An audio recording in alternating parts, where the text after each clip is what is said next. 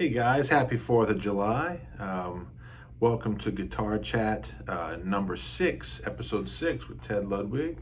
And today I'm going to just talk a little bit about some questions that have been asked to me via personal message. You know, some folks have, I've had many people ask me about how to play a jazz blues. And being a jazz guitarist, this is one of the things we kind of tackle pretty early on in our development. So, but I've had several people ask me about the blues and how to deal with it. Well, and we're going to talk about some ways to create interest in your solo. Some things I like to think about. Also, you know, I mean, it's always great to just play some straight blues on a jazz blues as well. So we'll talk a little bit about that. We'll talk a little bit about a turnaround scale. So we'll just start off with, I'll just play a little blues for you guys, and we'll take it from there. So we'll see what happens.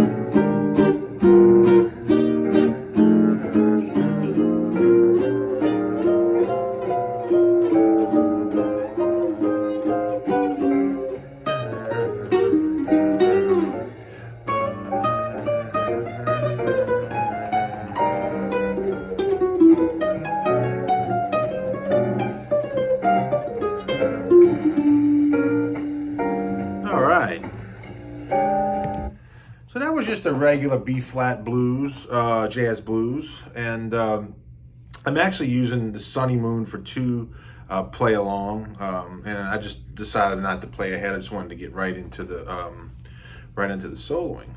But if anyone wants to check out the head, it's pretty simple.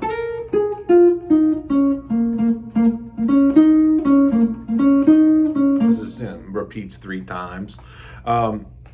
So let's just get right into the actual soloing. So basically, when I look at jazz blues, I look at 3 spots. The most important spot we're going to talk about is in measure 4 leading into measure 5. That's the spot that we want to create a lot of interest, a lot of tension and release. And if you've watched any of my previous videos, we talk quite a bit about tension and release. And then you can play things. Now, here's the thing about the tension and release. When we're trying to play something that has more tension, we want to surround it with things that are very familiar, So I'll start with something very basic, a blues lick, And now here, at bar 3, we can actually superimpose a 2/5 to the 4 chord, like an F minor, B flat 7 altered to the 4 chord, to E flat 9. Now, I do this quite a bit, but in my mind, I just think of the whole thing as a big 5 chord. So I'm thinking 1, 2, 3, 4, and then I'm starting to play this, even though I'm not playing it in the chord. I'm thinking it in my mind, because right there is when I want to start thinking tension. So check how this sounds: 2, 3, 4.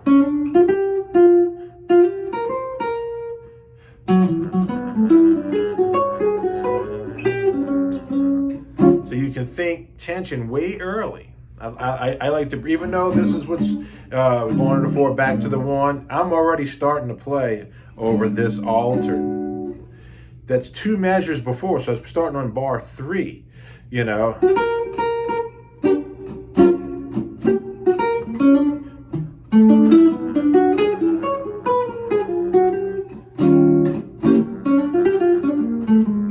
here's the next spot. But when we create this little 3/6 to the 2 chord, so we can think of it as either 3/6 going into the 2 chord, and I just think of it as a 5 chord or an altered tension chord going into the 2 chord. So I'll think.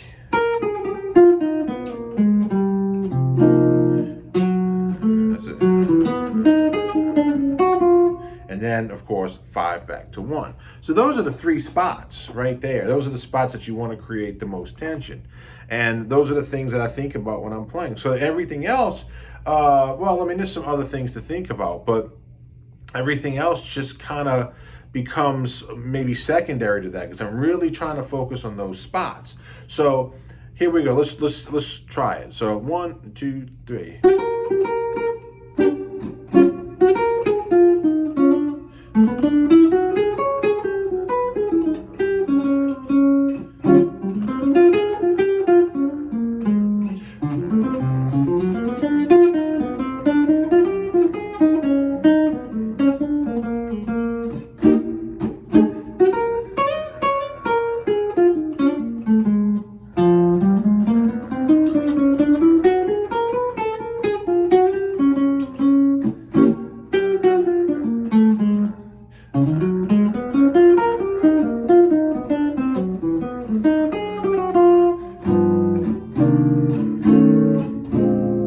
So that's one way to think about it. Thinking about, just hitting those 3 spots. Everything else kind of just becomes,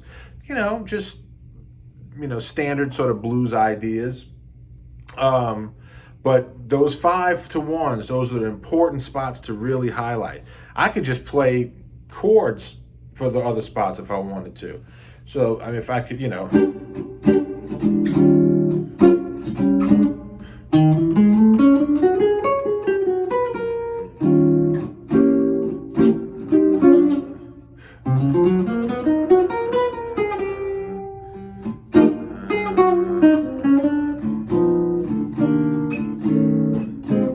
all I thought about was just hitting those spots. And of course, I would not normally just play that way, but to show you the importance of the pull of those five to the creating that 5 to 1 in each of those different situations. So, you know, B flat 7 altered to that 4 chord, measure 5.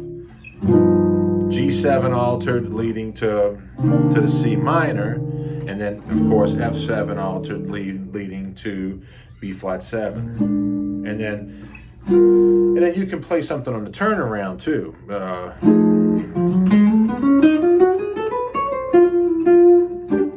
So that's kind of how I like to think about it. Now, on the 3/6, there's something that I love to play, and you can also play it on the turnaround. I call it the turnaround scale, and it goes like this.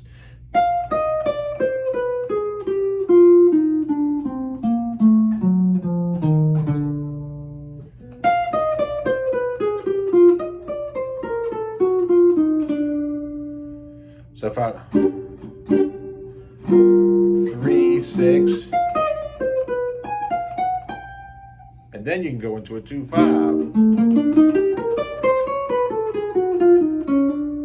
So that's a really great way of thinking about that. So, and that's going to happen. Let's see.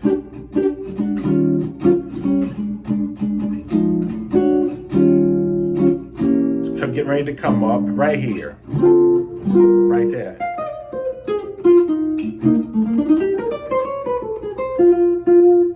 So that's a great way to set that up.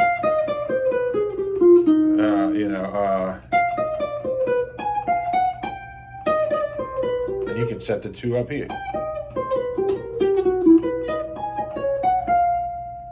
Okay, and that's how I'm playing. I'm using that secret scale against that 5 chord. So if I'm thinking B flat 7 altered, I'm going B. It's a cool sound.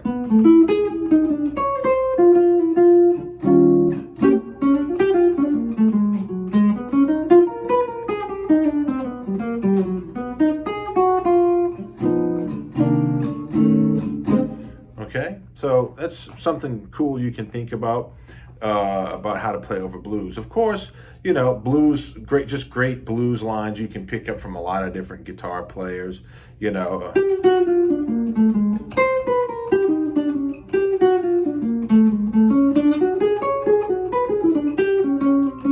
Well, what made that sound cool was that I played something very familiar, Joe Pass lick.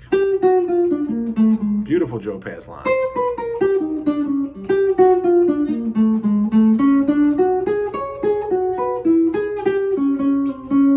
It gets you the 4 chord.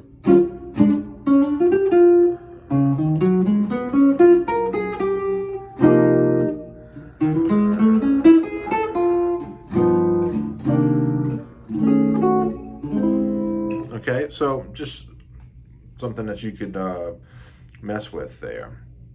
All right. Also, comping blues. I comp a couple of different ways on a blues because, well, if I'm playing with another guitar player, since I play 7-string guitar, it's, you know, it's going to be, you know.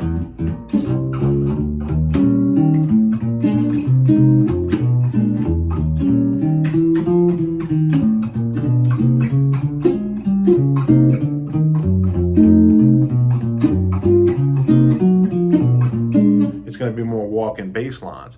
But for folks that haven't done much comping, it's more kind of like you're kind of just like kind of almost splattering chords out there, you know, like.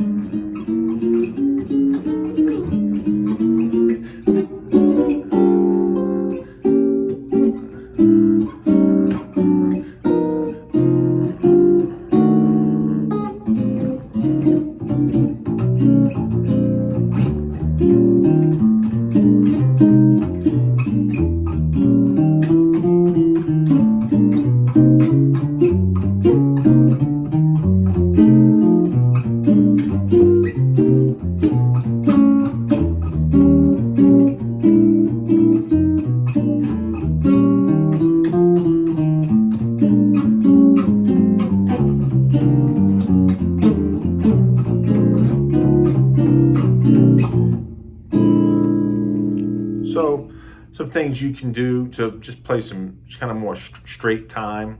Throw some little splatters, you know, of how you're thinking about the time. Just you know, as far as the comping, just, you know, be relaxed, listen to what the soloist is doing, and then just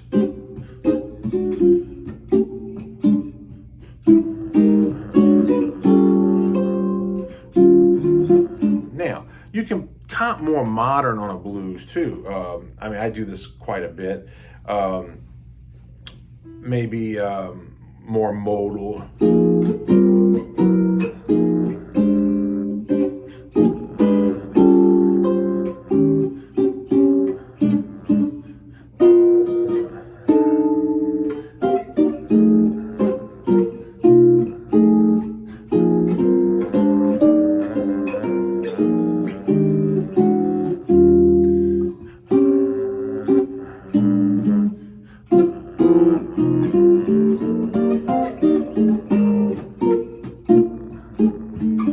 So I like to usually mix traditional and modern concepts together, modal concepts and traditional concepts in the way I play blues.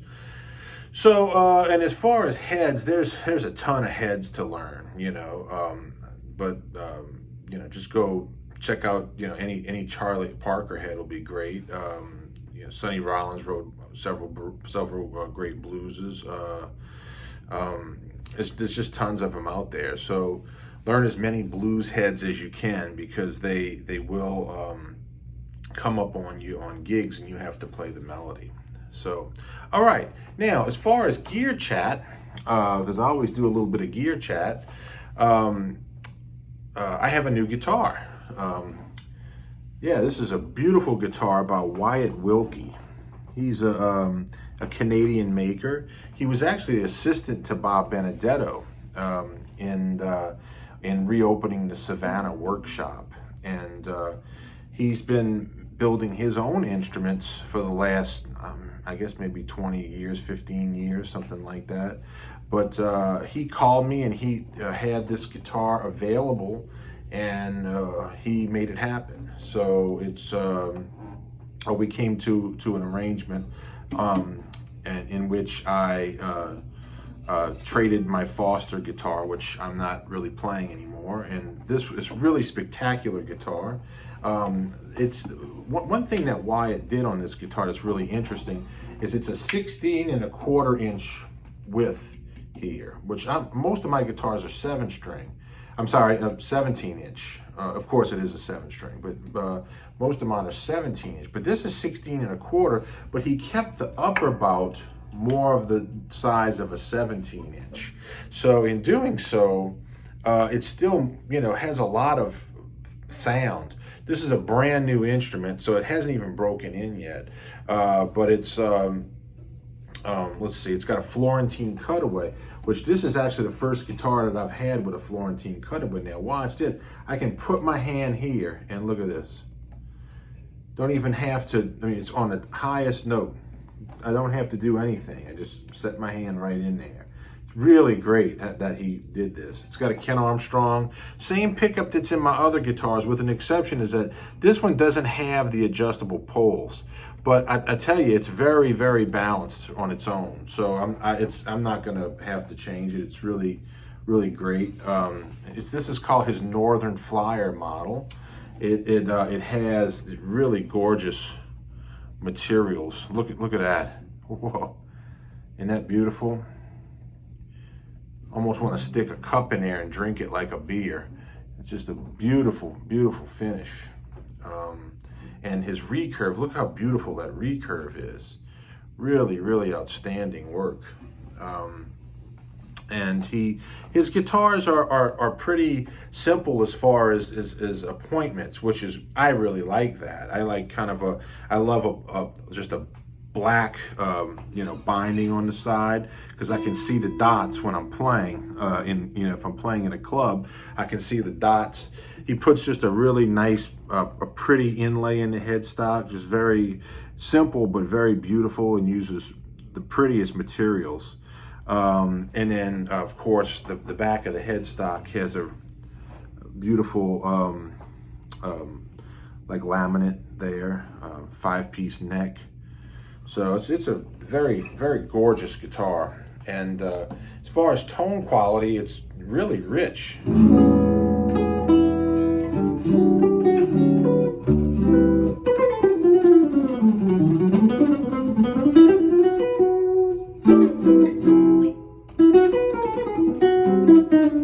Very fast guitar.